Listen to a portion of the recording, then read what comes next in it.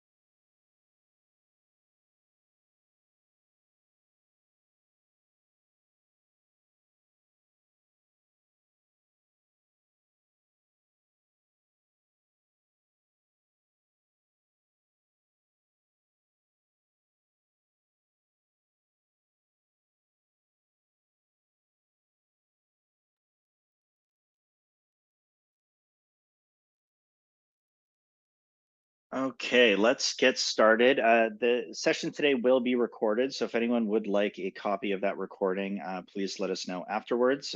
We are also planning on converting this subject into a formal white paper. So when that becomes available as well, please let us know if you'd also like a copy of that collateral. We can also post links to some of the sources for the session today as well. As well as a copy of the PowerPoint if anyone is interested in that. So with that out of the way, let's jump into today's topic, which is best practices on implementing position control. My name is Bob Courtland. I am a senior solutions engineer with Unis Solutions, coming up on my 5th year anniversary with the company. And we have a quick agenda slide. So we'll introduce the topic of position control, look at some of the primary principles, challenges that come along with the system of position control for an organization, highlight some best practices as well as steps you can take if you're looking to implement a position control system within your organization. Also plan on demonstrating a quick software example or a proof of concept about how this can look when implemented using different technology, and finish with some key takeaways that you can hopefully take back with your organization after today's session. We've aimed this session to be 45 minutes in total, and we're also looking for open Q&A and discussion to take up the last 15 or so minutes, depending on how long everything takes. So as we're moving through, please feel free to jump in and use that chat function or Q&A. And we will try to get to all of those different questions at the end session during that discussion.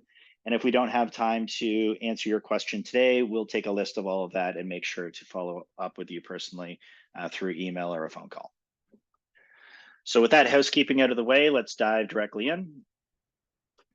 And we're going to start with defining our terms. So what do we mean by position control? This particular definition comes directly from the Government Finance Officers Organization, or the GFOA for short, for those who are familiar with the GFOA. In fact, they have a really nice little blurb on implementing position control. Serena, my colleague, can drop a link in the chat if anyone would like to also go and look at what their little summary is. Some of that's going to be directly covered in our session today. But according to the GFOA, position control refers to a series of linked processes that ensure the characteristics of a position being filled match what's authorized in the budget. A bit wordy, and I've tried to break this down a little more simply. Really what position control refers to is a method of organizing workforce by position rather than by employee. As we'll go into today, there are a lot of advantages to taking a position-based approach rather than an employee-based approach for an organization. Some organizations already do this or may have a hybrid approach, but this is what we mean when we say position control. So if you want to understand a subject, a lot of the times you want to look at the history of position control. Technically, position control can go back as far in time as there have been positions. For example, I could reference the Roman Empire and talk about how the emperor was a position that many people coveted. Turns out there was a lot of turnover in that particular position and a lot of characteristics that came with it as well. But for a modern day example, we can look to Frederick Taylor, who was around in the mid to late 1800s in Pennsylvania. Now, Frederick Taylor worked in a factory and was really obsessed with increasing the productivity of the workers within the factory, as well as the work that they were actually producing. In fact, in Taylor's time, the majority of the workforce was comprised of these manual laborers. It was said that 9 out of every 10 workers in the economy in those days were tasked with some kind of manual effort, either moving things or manufacturing things or building things of some way. And then you would have that one manager position that kind of held over top of those people. And so what Taylor really wanted to do was take a systematic and scientific approach to the management of these workers. How do we manage workers to increase their productivity, for example? And this approach came to largely be known as scientific management. This also led to legislation that happened years later. And we saw the first example of this in 1923 when the United States passed the Classification Act of that year. This looked to define a lot of different terms that we would take basically for granted in today's parlance, things like department and position and head of department and pay grade and scale and salary. These were all defined during this Classification Act of 1923 and later clarified later on in 1949 when it became obvious that a one-size-fits-all approach did not work for something as broad as the civil service in the United States. You couldn't pay necessarily someone doing the same job in downtown New York the same way you would pay the same job in rural Wyoming, for example. So there needed to be somewhat of a nuance built into the act. And over the decades, we've also seen a lot of modern day considerations come into this discussion. We have things like the Americans with Disabilities Act today, which would force people to actually classify what we call essential work from non-essential work when putting together something like a job description. But that's somewhat of the history of understanding position control, which is really looking at the organization from a position standpoint rather than an employee standpoint. So what are the key principles that we think of when we think of position control? Well, first and foremost would be authorization and monitoring. So within an organization, who is actually responsible for authorizing the hiring and the changing and the modification of positions within the organization? Sometimes this could be human resources, sometimes these could be executives, sometimes it could be department heads. But ideally, we need to have a clear chain of command for who has the responsibility internally to authorize these kind of personnel decisions, especially when we start to decide who works where and how much they work within the organization. And not only do we need to identify that chain of command, we also need systems in place to be able to monitor how things are going over time. How can we guard against over or under hiring for a particular area of the business? How are we doing overall with our personnel staffing? Are the needs of the organization being met with what we're doing? Well, if there's no monitoring processes in place, then we can have big blind spots that might crop up as an organization. And naturally, this leads to us talking about the integration with the budget itself. So how, for example, does the position control system integrate with the budget? We need to tightly integrate this position control system with the budget by being able to actually see the impacts of staffing decisions on the budget.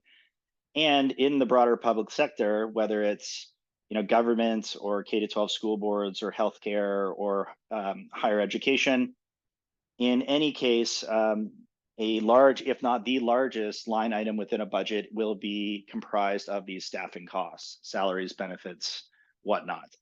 So if we don't have a tightly integrated position control system aligned with the budget, then we're going to see a disconnect between finance and HR within any of these organizations. And finally, reporting and analysis. This will help any organization reap the rewards of having a defined position control approach, because now we can run detailed reports and do analysis year over year or time period over time period, as well as play the what if game. What if we were to change, our approach to personnel budgeting? If we have the right reporting and analysis tools in place, that system should inform your overall decision making as a organization when you're starting to work on things like a strategic plan or a budget for a given year.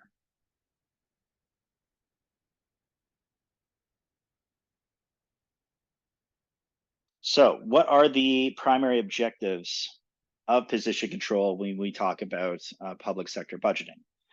Well, one of the primary objectives is going to be simply cost management.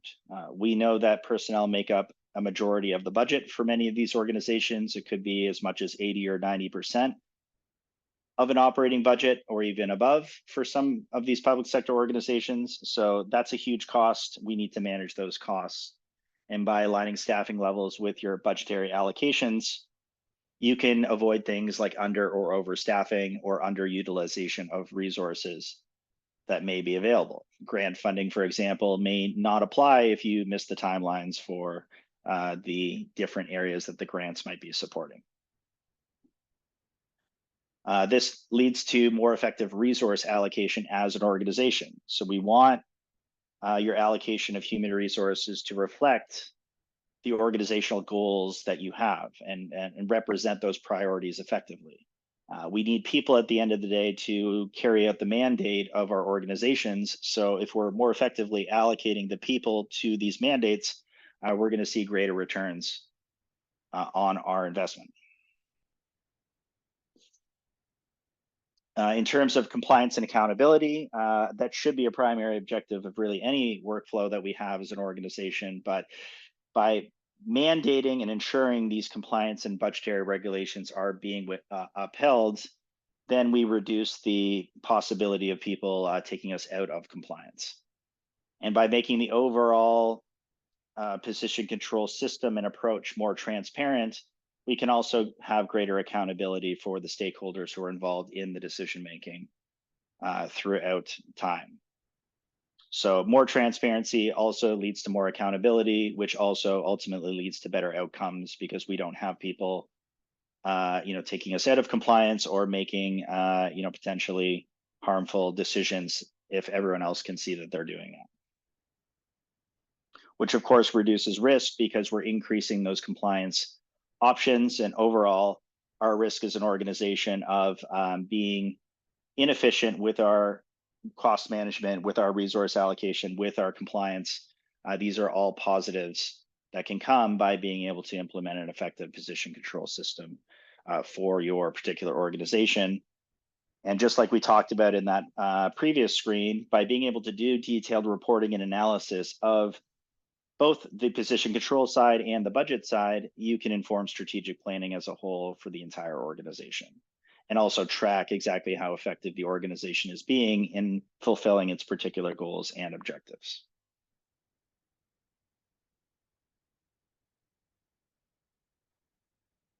So what are some challenges?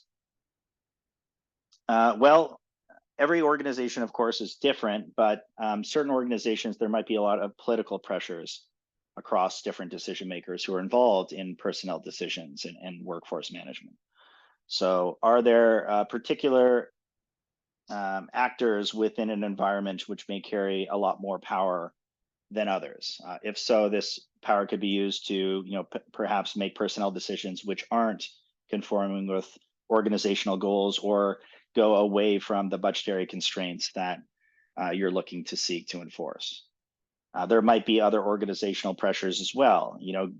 Give this person a raise because they've been here longer, rather than, perhaps hiring a new person who may have better credentials, but may have other,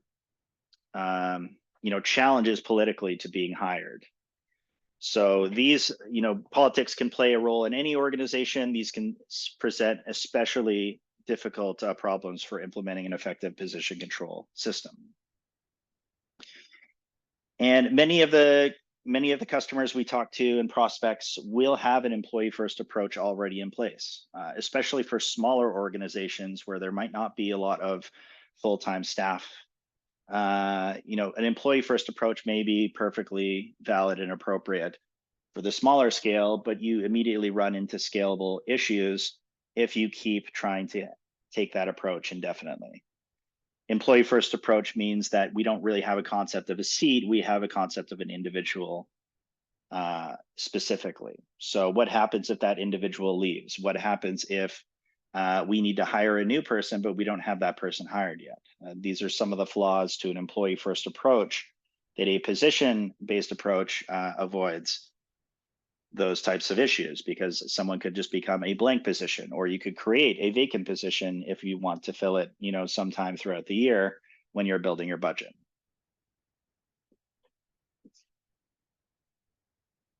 Complex organizational structures. This can mean, especially for very decentralized and especially some of the larger organizations that we see out there, each department, each unit, each program, each faculty may have their own approaches to position control, position management. They may use different systems of record, like an ERP or an HR or payroll system. And the more complex these organizational structures, the more opportunity there is for these information silos to creep up. If the IT department uses a completely different set of processes and protocols than the HR department, then naturally there's going to be a disconnect, especially if we want to split a position to work part-time in HR and part-time in IT. And ensuring the data accuracy of these different systems only increases exponentially when we have all these different systems of record, which may or may not even talk to each other. Getting a handle on exactly where things stand can be a real challenge for position control, because you may not have access to information such as, how much are we paying our current staff? How much are we allowed to pay? How much could we potentially change that? All of that information relies on accurate data, and sometimes it's scattered across all of these various silos within an organization. Changing workforce dynamics. This is a challenge for any HR system as well. We know that, especially post-pandemic, there's been an explosion of hybrid and remote work positions, as well as characteristics that are changing the nature of how people work. We see more and more contract workers and gig workers rather than full-time salaried employees or hourly staff. And these changes are likely to continue on into the future. So you need a very flexible way to adapt to these changes over time, as the changing workforce is also changing in front of our eyes. And finally, outdated and manual processes. Many organizations will say that they do at least have some kind of a skeleton around what they would call position control, but many of the times we see that these are incredibly manual and cumbersome processes for the people that are involved directly. How easy is it for you to request a position change, or to request a new position, or to move someone around? Well, that's going to vary depending on the systems you have in place and that chain of command that we were talking about. But many of the times we find that these processes, even for very large and sophisticated organizations, are very manual. I pick up a phone and call someone in HR, or I send an email outlining my case for something to be done, and then that person can either approve or not approve, or go into the ERP and manually add that new position.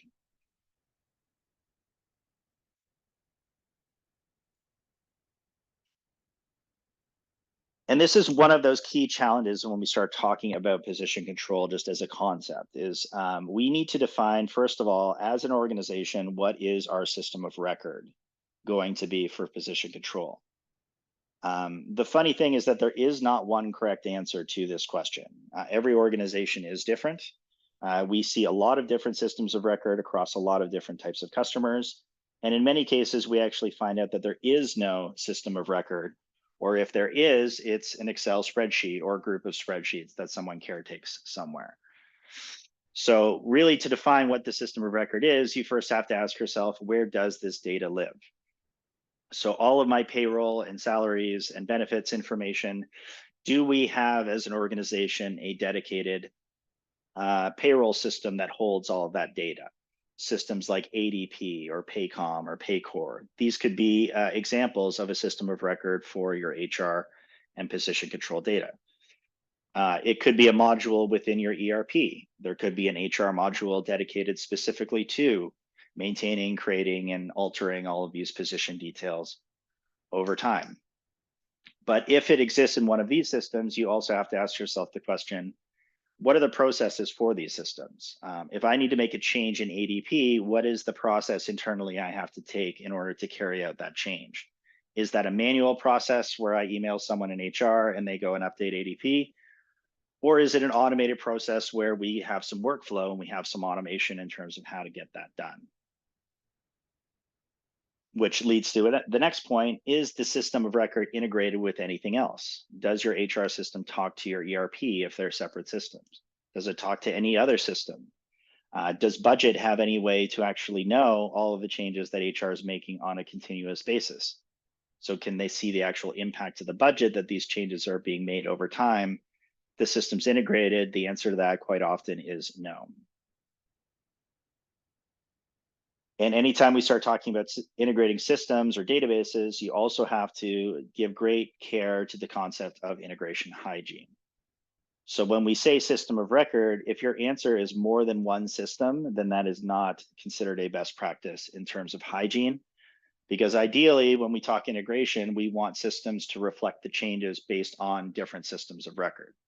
So if an ERP is connecting to your budgeting tool, all the ERP changes can be done on the budgeting tool or on the ERP side, and all the budget changes can happen on the budget side. But it shouldn't be both, even though these two systems can integrate back and forth. And that same concept should extend to position control. If you want to leverage a budgeting tool for position control, that's fine, but we want it to be a one-way conversation where your stakeholders can do the necessary changes within the system of record. Or if it's vice versa and you have a dedicated system of record, you want the conversation with your budgeting tool to be one way.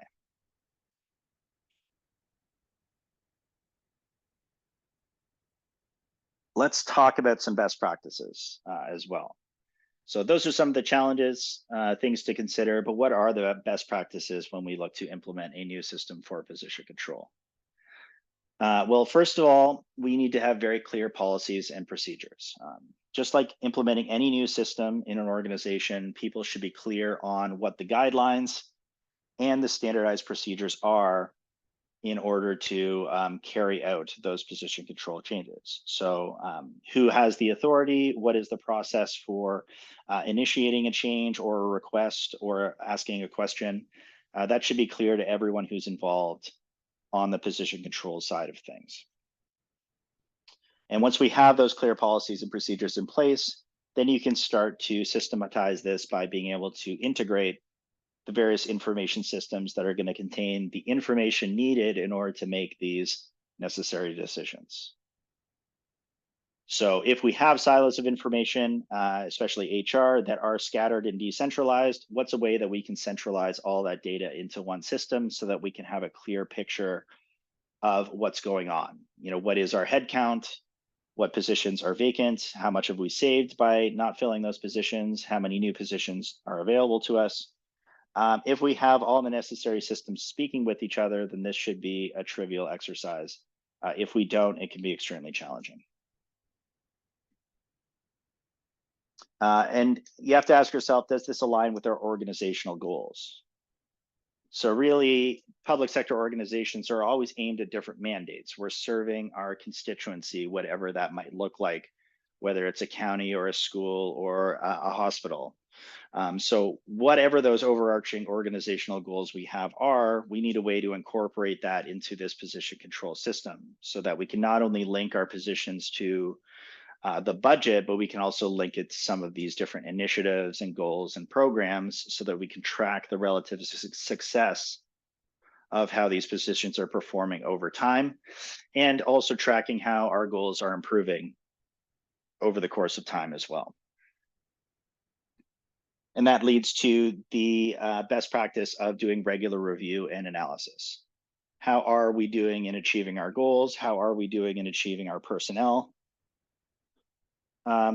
Information that we're looking to hit. Are we exceeding our headcount? Are we under or over hiring? This regular review and analysis is going to empower your decision makers to let them know how they're doing. And if they aren't doing well, then make the necessary adjustments and changes over time so that they move in a more positive direction.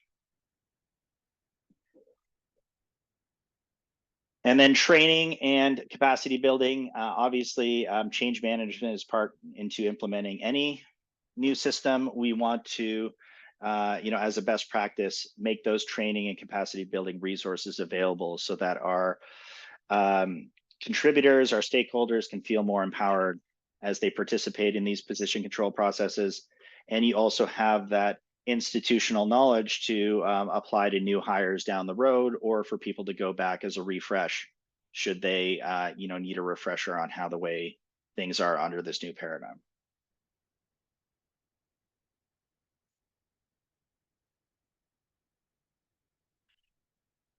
Now, you may ask yourself, what are the steps for implementation? If Serena posted that link to the GFOA, I think they have 10 or 12 best practices.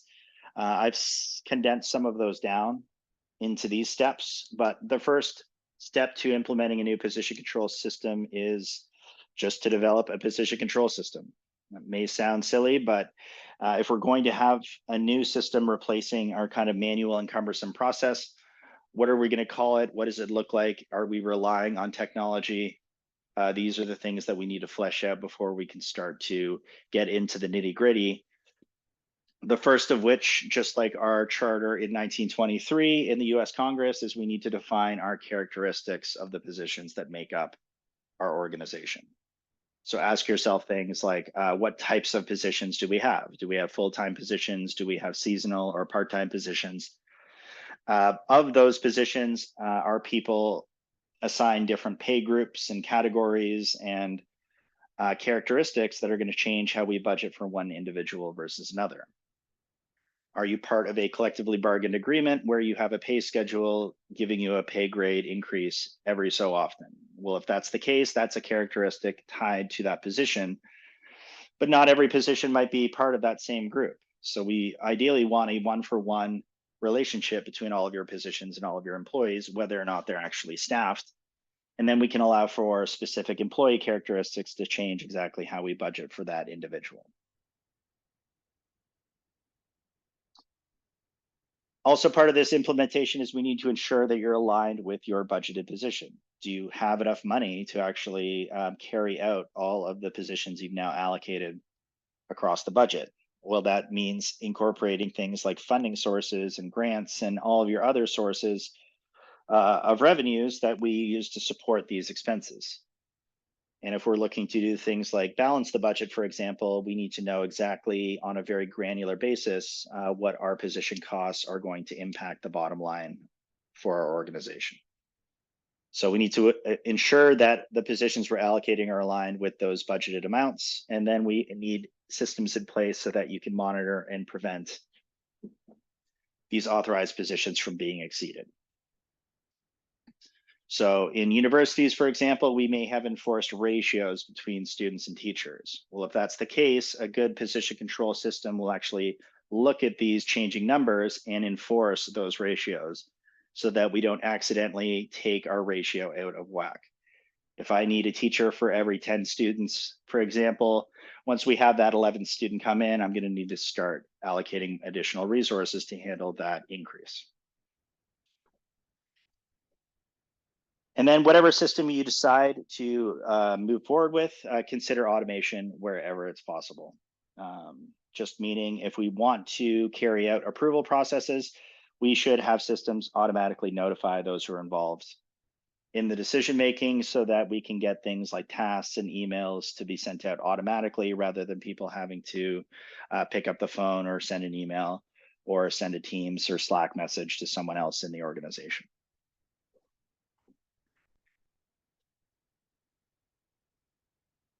Okay, so next I was going to jump into a very quick software demonstration. For this, I've actually created a demo environment that we have with sample positions and dashboards and reports. And I've logged this in as an administrator, but end users, of course, might have a very limited level of access depending on what their role is in the overall budgeting process. And for this particular proof of concept demonstration, we will be focusing specifically on the personnel side to the budget. And you'll see that in this example, we have a number of different screens that organize all the information related to our positions, related to our employees, related to our grades, steps, scales, and whatnot. But where this information is being driven from comes back to our discussion we just had around the system of record.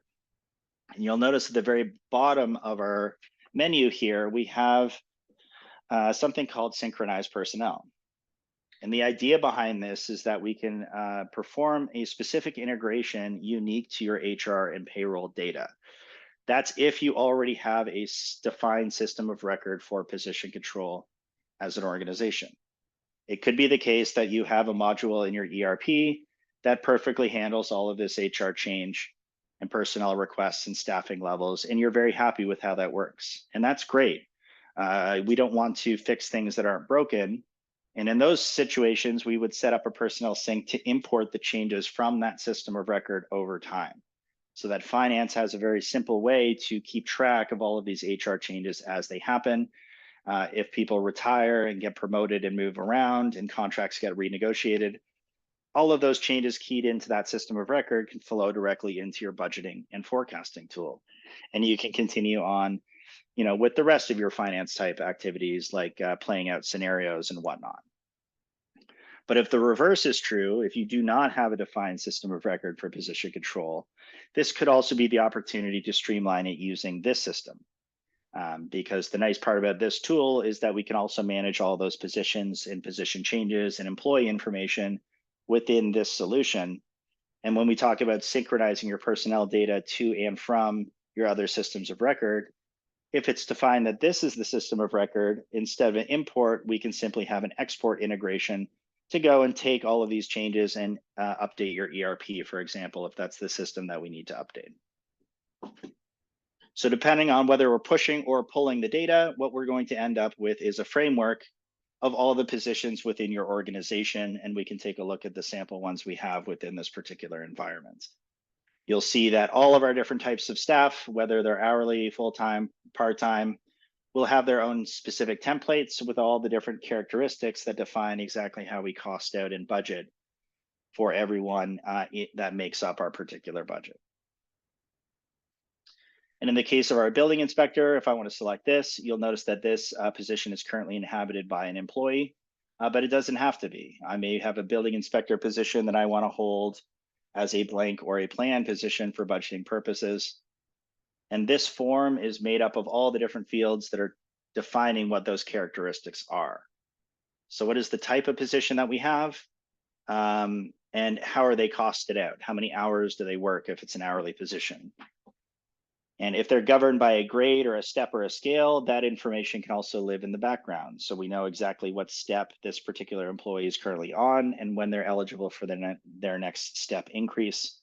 Or it could be a salaried position, or it even could be a fringe rate position where we're applying a percentage of a regular salary, something like that. And our employee here also has their own template. So employee specific details can change how we budget for each position. So Sharon in this case is going to have Sharon specific information, like how long has Sharon been employed? Does Sharon have specific qualifications or credentials or receive specific benefits that other employees don't? We can track all of that Sharon specific detail within the employee's own template.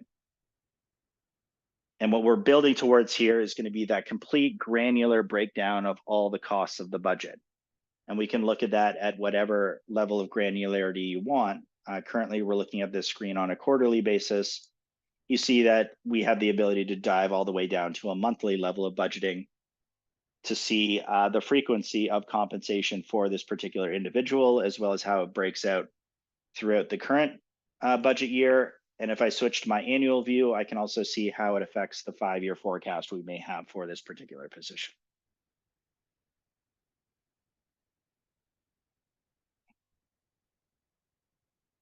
So all of that level of detail, the calculations of the base wage, the benefits, that's exactly what this system is set up to automatically do.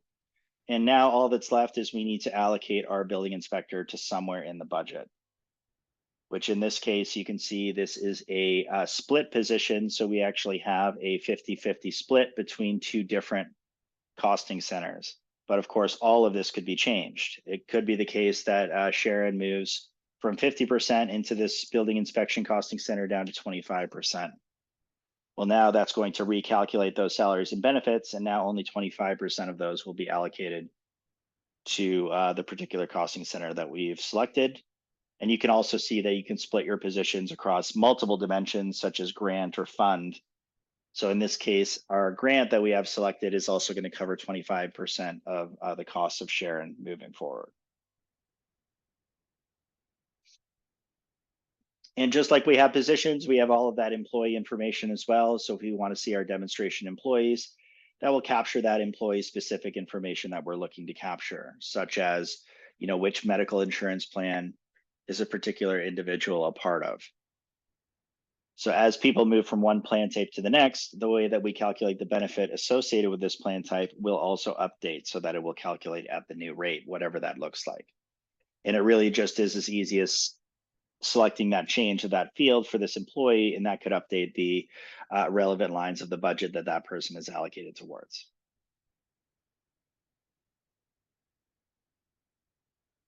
And in terms of empowering your finance department to do the what if or scenario game, all of this information is available for us to create what if scenarios. So in this example, what if we were to increase our 3% COLA to 3.5%? Well, that could be extremely cumbersome to try to manually perform within Excel spreadsheets, but within this solution, it's actually quite simple for us to spin up a what if scenario, and then you can make one seemingly trivial change, which could affect tens or even thousands of budget lines by this one simple modifier being updated.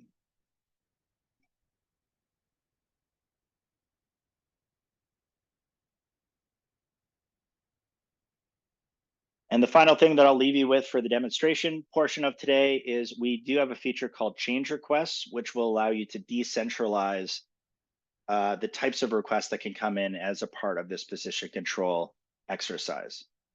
So that if I have different stakeholders that want to request, for example, position changes, salary adjustments, new positions, it should be trivial for those users to be able to go in and actually input that information within a form that you design, and then we can carry out the necessary steps for approval so that your stakeholders can cost out what the impacts of these position changes would be before ultimately making the decision of whether or not to move forward and actually push those changes out into the budget and send those approved changes back to your system of record for this information.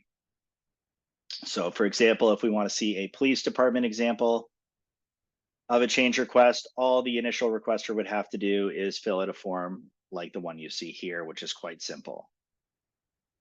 So, hey, I need to transfer a group of staff from one area to the next. This system is set up so that you can simply go and indicate which positions are moving and what that move looks like. So in this case, I'm taking 3 constables from my patrol division and I'm putting them over into the K9 unit in this police example. So there won't be an overall impact to the budget, but the costing center that are shouldering the costs for these positions will change. And I'd be able to go and actually see what those impacts to the budget would look like. In this case, we are going to be adding $271,000 of expenses to the K9 unit, and we're removing it from our patrol division.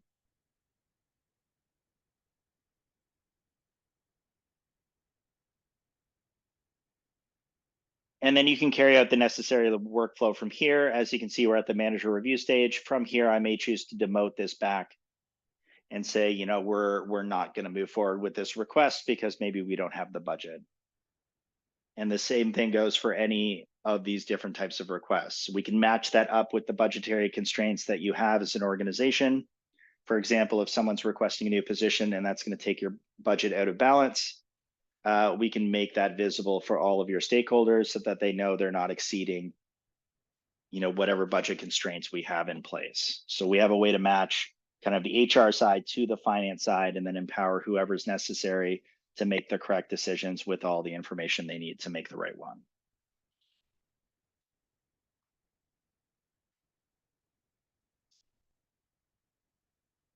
Okay, so that's what I had for our demonstration. I realize we're at the 40-minute mark, so we have about 5 minutes remaining. I'll leave everyone with these key takeaways. And again, if anyone does want a copy of this deck, please let us know. We're more than happy to distribute this as a follow-up. And as I mentioned at the top, we will be converting this into a white paper. So that should also be available for distribution. Just have to do some edits, send it off to marketing.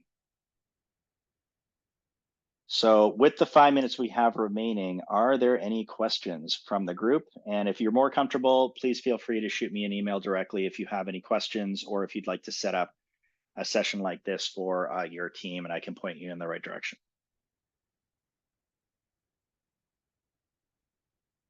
I see we have a raised hand. Bradley.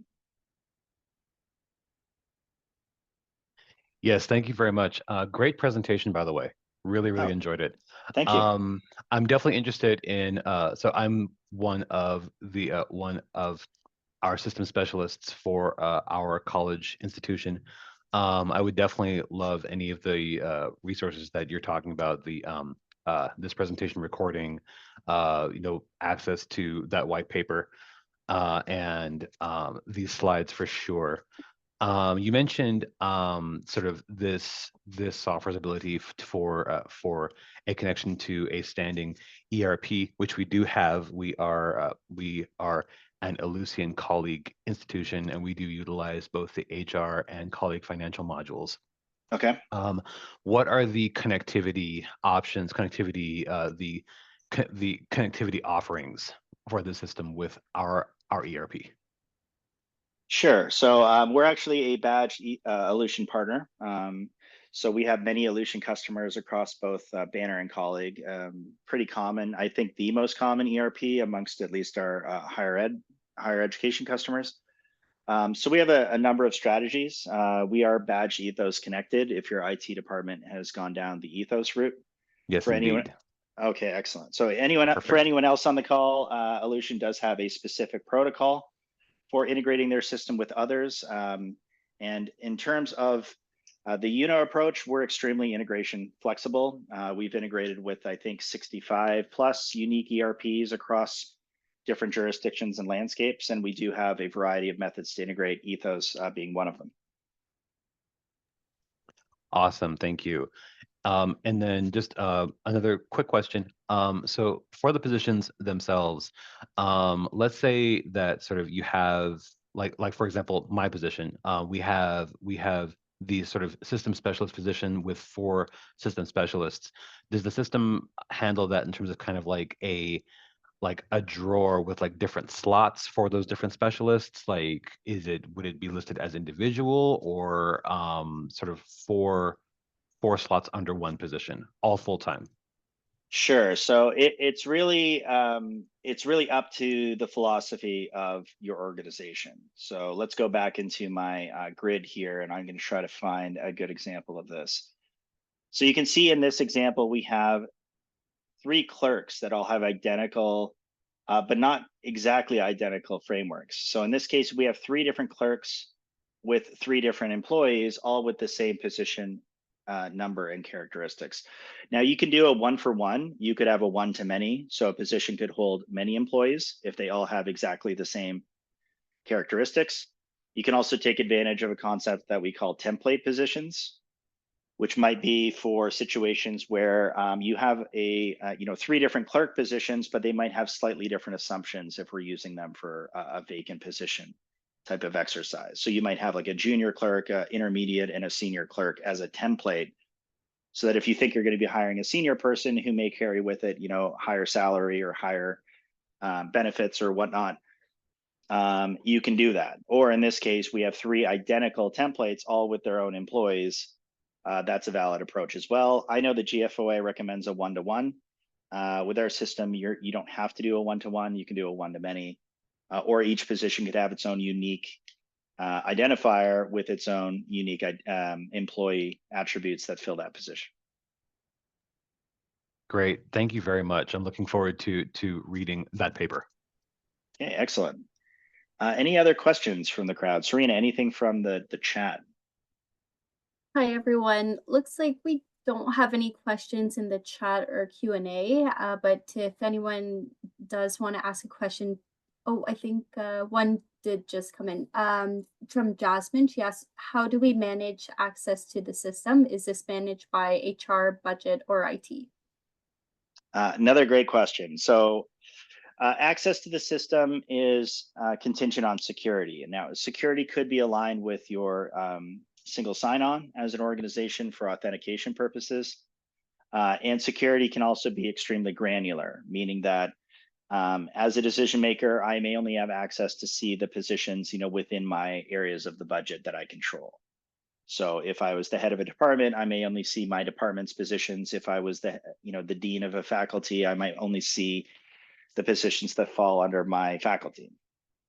So access is determined by the security of the individual. And in terms of who manages this, HR, budget, or IT, it really, IT is usually not as involved within this exercise. It's usually either a finance or HR conversation or an executive conversation, which may kind of fall above both. But really that just comes down to what we talked about earlier in the webinar, which is the authorization piece. Who's ultimately responsible for making the personnel decisions. It could be a very bottom-up approach for your organization. Each budget owner could basically set their own roster list, or it could be a very top-down approach where the chief executive is making all of the key personnel decisions. So in terms of who's primarily involved, that's going to depend organization to organization on the stakeholders that are actually doing these decisions. It could be the case that it's entirely finance or entirely budget. It's usually not entirely IT outside of the IT department, but I suppose it could be. So these kind of designations will be kind of fleshed out in terms of who gets security to do what. And that's aligned with whatever your organization's preferences is for making those decisions in the first place. Great. Thanks, Bob. There is one more question here. Can it require dual approval between HR and fiscal?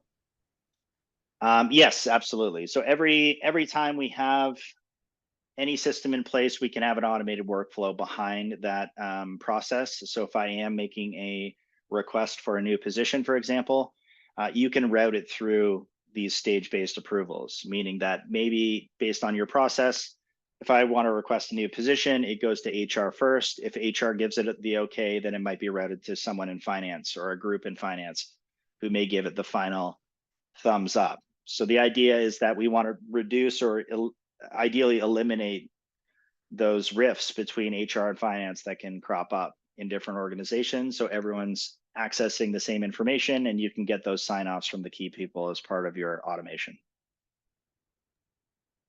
Right.